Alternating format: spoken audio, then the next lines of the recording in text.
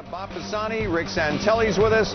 Euro Pacific Capital's Peter Schiff is also with us today, as is Core States Capital Advisors Bill Spiropoulos. Welcome all around. Bob Pisani, the energy level's high here at the big board today. You know, we can't even have a nice, boring, quiet close into a three-day weekend. We're standing here all of a sudden, a little after 2 o'clock, word comes out, Dow Jones wire, that Bankia was getting a lot more money than people anticipated, $24 billion. Bottom line is markets drop. We lost several dozen points on that. So this is the problem, guys. We're just hostages to headlines all of the time. And anytime you think we're stabilizing, and it's been a pretty good week, the S&P's up 1.5% or so, you get little headlines and you drop you a little bit more, a little stabilization. And Peter Schiff, this is exactly what the markets have been focusing on for a while now. It's all about Europe right now, isn't it? Peter Schiff. Oh, I'm sorry. Yes, I was when distracted. I say your name, Peter, it's time for you to talk. In my mind, it's not all about Europe. Go. I think in some people's minds it is. But, you know, I think Europe is really foreshadowing a bigger problem here in the United States. But, you know, I think there's still some short-term downside risk in the market. But I think the central banks, unfortunately, are not going to allow a substantial collapse in stock prices. I think they're going to come in with more money printing. And ultimately, you're going to see a reversal and nominal stock prices will rise. But it's not going to be good economic policy. It's not going to be good for the economy. That's exactly what we don't need. And Bill, let's talk about that, though. I mean, Peter, what is your sort of expectation in terms of how this plays out here? A lot of debate on whether or not we'll have a disorderly or orderly exit of Greece from the euro, or do you expect perhaps Greece stays in the euro? You know, I don't even know. I mean, there are several different ways it could play out. Long term, I think the worst thing that can happen for the Eurozone is for Greece to stay there and you to have this moral hazard where everybody is basically subsidizing everybody else's profligacy. The only way that it makes sense for Greece to stay in that Eurozone is if they can force Greece to undergo more austerity. But I think that if those are the choices, the Eurozone would be better off if Greece left. And I think there's more of a long-term threat for Greece remaining in the euro than leaving. I think that is overblown. But I don't know. The politics are very strong. I mean, there's a lot of incentives for politicians in Europe to do what's wrong in the long run in order to appease the voters in the short run. That's exactly what we're doing here. I mean, there's a powerful temptation for politicians to avoid swallowing the bitter-tasting medicine that is necessary to correct the problem. Let me get Bob Pisani here. Bob, you trying to say something there? Well, the people keep, I'm picking up on Peter's theme, people keep talking about the mood on the streets of Athens.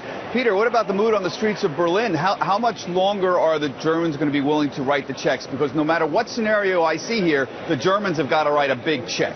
Yeah. Bill Spiropoulos. Yeah, you know, I mean, you've got they're burning these Merkel dolls in effigy in Greece. They should be doing it in Berlin. I mean, they never should have signed on to this deal to have to pick up the tab for the irresponsible governments in Greece and other parts of Europe. They can't do it no more than people in some states. People in Texas don't want to have to pay for the deficits in California. But who knows? That might happen. I'm wondering if next week the focus returns to the U.S. Rick Santelli, you've got some Fed speak coming out next week. You've got the GDP. You've got unemployment numbers. What are you seeing ahead of all that? Well, Fed speak, they're going to be nervous about Europe and hold out the notion of quantitative easing, but it's a political hot potato, so I moved that right off. It's about 2 unemployment data points, ADP on Thursday instead of Wednesday, BLS on Friday, and our second look of first quarter GDP on Thursday. If you were disappointed with 2.2, looks like we're going to end up with 1.8 or 1.9. You look at the Chinese stock market, you can see the cross-trade flows out of Europe are impacting that, as well as weak loan demand. I'll tell you, Maria, I just can't be optimistic. Even if we are the cleanest dirty shirt, it's still not that clean. No. Well, be that as it may, Bill Spiropoulos, and I don't think we're the cleanest one. I think we're dirtier. People just haven't figured it out yet. And, you know, when people say that the problems in Europe are hurting us, they're actually helping us, because people are so worried about Europe, they're buying dollars and they're buying treasuries. Yeah, let's bring Bill in here. Go ahead, Bill. What were you saying? You have to look forward, and I think that the gloomers and the babble and all the negative stuff has been center stage for a long time. We've had just about a 1/3 correction off of the October lows. I think the news gets better going forward. There's change coming to America. There's a lot of bullish things. The mamby-pamby politicians globally are going to get sent home. And talk to this Greek, okay? 8 out of 10 Greeks don't want to leave the euro because they know the politicians get a free ride and the quality of life gets a whole lot worse. Well, if they don't want to leave the euro, Bill, why did they vote the way they did on the last election? It's a great Why do point. people vote the way they do? Not everybody goes out and votes. I mean, it's pretty clear that the elections in Greece right now, 75%. the Greeks, the elections in Greece right now are a proxy on whether they want to stay in the euro or not, whether they want the bailout money the or Greek the austerity voters want plans. something for nothing. That's what all voters want. All That's what voters they're want voting something for nothing. All voters. Well, 75, look, let's say the 75% of the people who were polled this week said they would like to stay in the euro. That's what the people are saying. The problem, and I think what you're saying, is that, yes, they would like this, the idea of staying in the euro sounds good, but they don't necessarily want to take the cuts and the austerity that come along with it. Yeah, but the irony of it is, if they leave the Eurozone and they get the drachma, they're going to have even bigger cuts because the drachma is going to collapse and real wages in Greece are going to fall a lot more if they leave the euro than if they stay there and swallow the austerity.